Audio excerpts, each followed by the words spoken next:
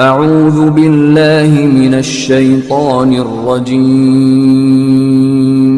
بسم اللہ الرحمن الرحیم۔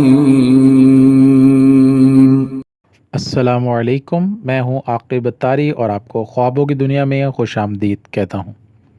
خوابوں کی دنیا میں آج ہم بات کریں گے خواب میں سولی چڑھنے کے حوالے سے۔ اگر آپ اپنے خواب کی تعبیر جاننا چاہتے ہیں تو ویڈیو کو اینڈ تک دیکھیں۔ اگر چینل پر نئے ہیں تو چینل کو سبسکرائب کر دیں اور ساتھ ہی گھنٹی کے بٹن کو بھی پریس کر دیں تاکہ ہماری نئی آنے والی ویڈیوز کا نوٹیفیکیشن آپ کو بر وقت ملے۔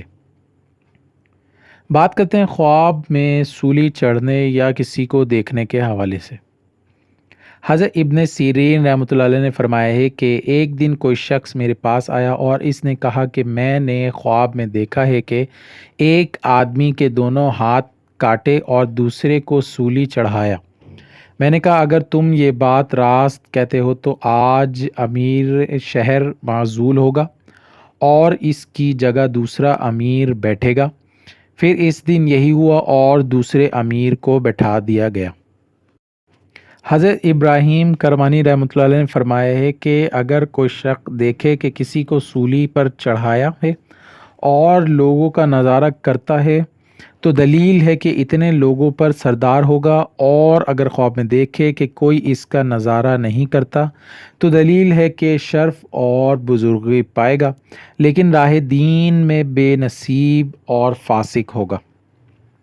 اور اگر کوئی شخص خواب میں دیکھے کہ سولی چڑھے ہوئے آدمی کا گوشت کھاتا ہے تو اس سے دلیل ہے کہ کسی گرفتار مصیبت کا مال کھائے گا، اور خاص کر اگر اس کا اثر بھی دیکھے، اور اگر خواب میں دیکھے کہ اس کی سولی پر چڑھایا ہے اور اس کا خون جاری ہے تو دلیل ہے کہ لوگوں کی غیبت کرے گا اور اس سے بہت گناہ سرد ہوں گے۔